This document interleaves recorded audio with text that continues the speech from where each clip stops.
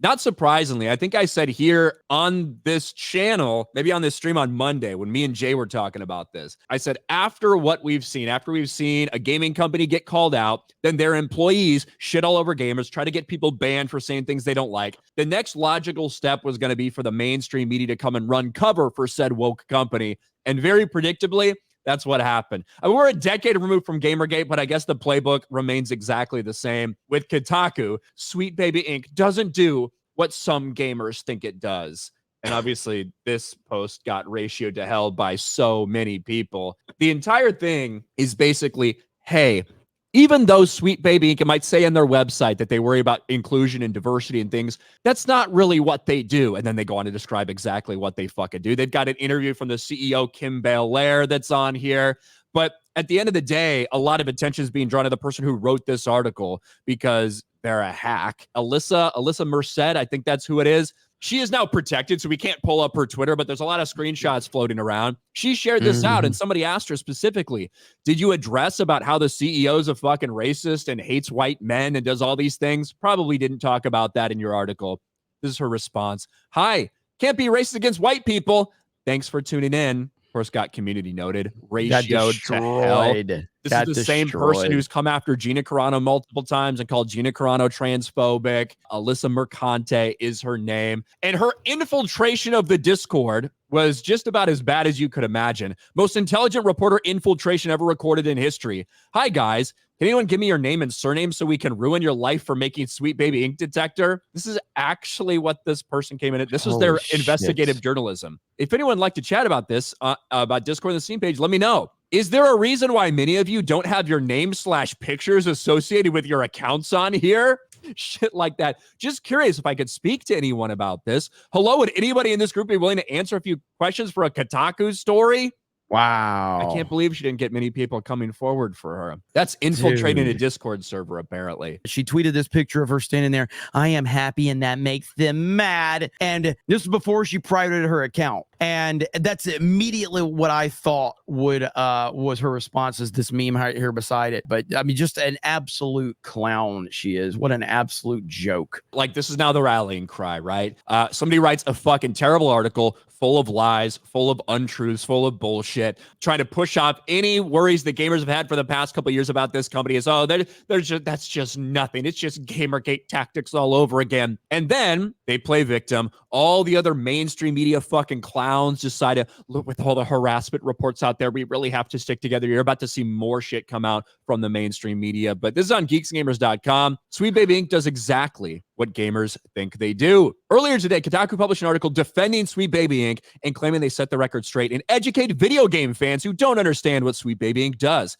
The author, Alyssa Mercante, spoke to Sweet Baby Inc.'s CEO and co-founder Kim Belair and her fellow co-founder David Bedard, who said Sweet Baby Inc. does not force DEI elements into the games on they consult, but the game studios hire them are the ones who want to do those things. Belair also says they offer cultural consultations or authenticity consultations, meaning they consult on an already diverse character to make their presentation in the game more authentic. The problem is with all this, we have heard exactly what Kim Belair thinks people should do. And if people don't want to consult them, what did she say? Got to actually share the audio on this one. But she made it very clear. If you're a creative working in AAA, which I did for many, many years, put this stuff up to your higher ups.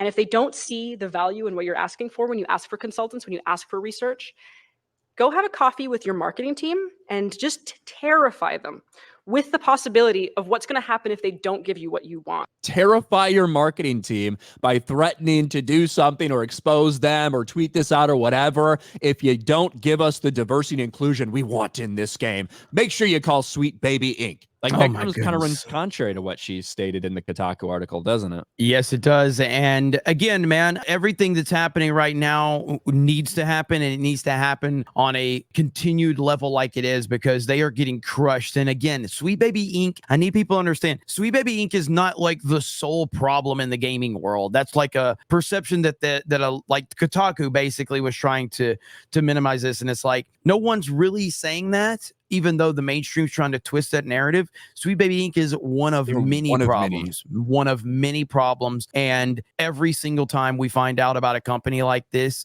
We need to call them out and blast them. And Sweet Baby getting destroyed shows you that gamers all over the world are sick and tired of this bullshit. Let's listen to this. I don't know if you've heard this one yet, Jeremy. This is the CEO, again, at the same conference. Ironically, do you remember that AC Sisterhood cringe shit from Assassin's Creed? Yes. She did an interview on their channel I might look at some point because they were not happy with me, if I remember. I got into a war with them like 3 years ago. But this is them talking about how, sometimes the problem is actually your demographic of players and trying to cater to your fans. Content.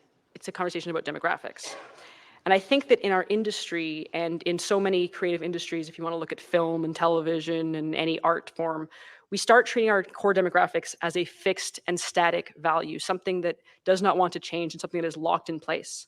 So despite like the changing face of audiences, despite the changing face of conferences like this one, we still look at our core demographics and say, okay, they're white, cis, hetero males. And we cater almost exclusively to them.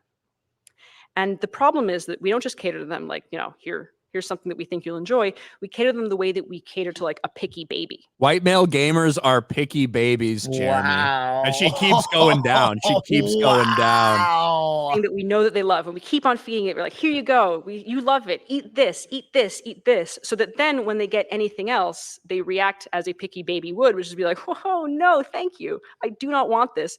And we've actually done this so long that what we're doing is creating an entire nation of picky babies, and they make us scared to deviate from what we actually want to do. So you mean you have a fan base, and that fan base wants certain things, and instead of catering to that fan base, you should just do what you want to do. Fuck the fans, right? We want to push in the shit that we want to push in, and these picky babies won't let us. And she does amazing. There's another like super ironic thing she talks about. If I can find it here. So I want to do better than this because, and I don't say that to be like, oh, you know what? I'm going to dismiss all the hate and the abuse in our communities. But I do like to imagine that when we look at white guys, and there's several of you here. The ones I probably glared at as they walked in the room. Mm-hmm. I think that when we look at you, we say, okay, you can't possibly enjoy this. But I think they want also, and maybe you want also, to experience new and different stories. I think we need to step out of this rule that like white men can enjoy fantasy worlds, aliens, sci-fi, monsters, anything, so long as it's through a lens that looks exactly like them. Because if that's the kind of future that we're always going to cater to, you're never going to innovate. The irony of that is that's how she's thinking. Yes. Right? Like that's literally the purpose. The stated mission goal of these companies are, hey, marginalized people can't see themselves in these games. Marginalized people can't enjoy these games because they can't enjoy it if the lens isn't through somebody who looks like them. That's what their entire fucking argument is, which goes to show you where the hypocrisy's at.